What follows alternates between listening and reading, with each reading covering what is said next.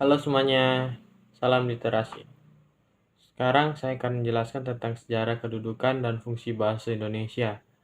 Namun sebelum itu, perkenalkan, nama saya Christian Putra Lagarense. Saya berasal dari Fakultas MIPA, Prodi Matematika dengan NIM 221011030004. Kedudukan dan fungsi bahasa Indonesia.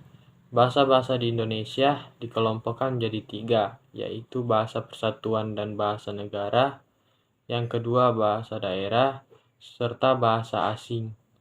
Bahasa Indonesia ditetapkan sebagai bahasa persatuan melalui Sumpah Pemuda pada tahun 1928 dan kemudian dikukuhkan sebagai bahasa negara pada tahun 1945.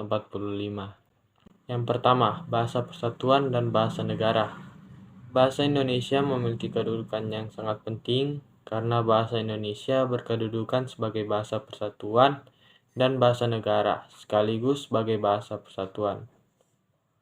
Bahasa Indonesia mempunyai fungsi sebagai lambang kebanggaan dan identitas nasional, serta alat pemersatu berbagai suku bangsa yang berbeda-beda latar belakang, sosial, budaya, dan bahasanya. Bahasa Indonesia juga berfungsi sebagai bahasa resmi kenegaraan, bahasa pengantar di dunia pendidikan, bahasa perhubungan pada tingkat nasional untuk kepentingan perencanaan dan pelaksanaan pembangunan serta pemerintah, dan bahasa resmi di dalam pengembangan kebudayaan dan pemanfaatan ilmu pengetahuan serta teknologi modern.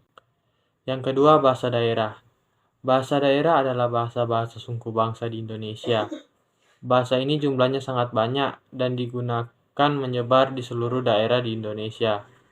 Bahasa daerah berfungsi sebagai lambang kebanggaan dan lambang identitas daerah, alat perhubungan di dalam keluarga dan masyarakat daerah, dan sarana pendukung budaya daerah dan bahasa Indonesia.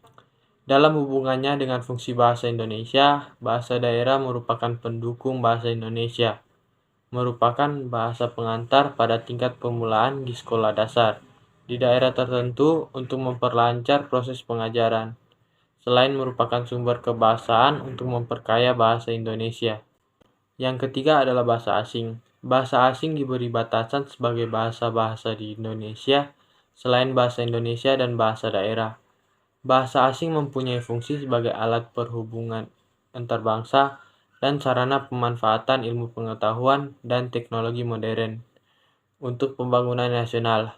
Sehubungan dengan fungsinya sebagai akses untuk memanfaatkan ilmu pengetahuan dan teknologi modern, bahasa asing sesungguhnya hanya melengkapi fungsi bahasa Indonesia yang juga dikembangkan agar menjadi sarana serupa. Bahasa Indonesia baku. Bahasa Indonesia tumbuh dan berkembang dalam masyarakat multikultural, sehingga bahasa Indonesia mempunyai varian yang sangat banyak, baik varian akibat perbedaan daerah, penggunaan maupun varian akibat kelompok sosial penggunaannya. Bahasa Indonesia baku merupakan inti semua varian bahasa Indonesia. Anggaplah dalam bahasa Indonesia terdapat dialek A, dialek B, dan dialek C. Nah, bahasa Indonesia baku adalah anggota irisan dari semua dialek itu. Dengan kata lain, bahasa baku menjadi inti bahasa yang dapat diterima oleh penutur semua dialek bahasa Indonesia. Bahasa Indonesia baku menjadi inti bahasa yang dapat diterima oleh penutur semua dialek. Ciri-cirinya, yang pertama memiliki keunggulan wilayah dan waktu penggunaan, yang kedua kemantapan dinamis, yang ketiga cendekia. 1. Memiliki keunggulan wilayah dan waktu penggunaan. Dengan keunggulan wilayah penggunaan, bahasa Indonesia baku dapat digunakan di wilayah yang sangat luas jangkauannya. Bahasa Indonesia baku dapat dituturkan dan dimengerti oleh semua orang Indonesia dimanapun mereka tinggal. Dengan keunggulan waktu penggunaan, bahasa Indonesia baku dapat digunakan dalam kurun waktu yang relatif lama. Yang kedua, kemantapan dinamis. Bahasa Indonesia baku memiliki kemantapan dinamis, artinya kaidah bahasa Indonesia relatif tetap dan tidak berubah setiap saat. Meskipun demikian, kaidah bahasa Indonesia harus dapat diterapkan ke semua gejala yang ada di dalam bahasa Indonesia. Bahasa Indonesia terus berkembang, maka kaidah bahasa Indonesia harus berlaku juga unsur bahasa yang baru muncul itu. Yang ketiga ada cendekia. Artinya, bahasa Indonesia baku mencerminkan cara berpikir yang teratur, logis, dan sistematis. Untuk mengungkapkan gagasan, bahasa Indonesia baku dapat digunakan untuk menyampaikan isi pikiran secara teratur dan sistematis. Oleh karenanya, pemahaman pun dapat dilakukan secara baik, berpikir teratur, logis, dan sistematis. Itu adalah ciri pemikiran yang cendekia.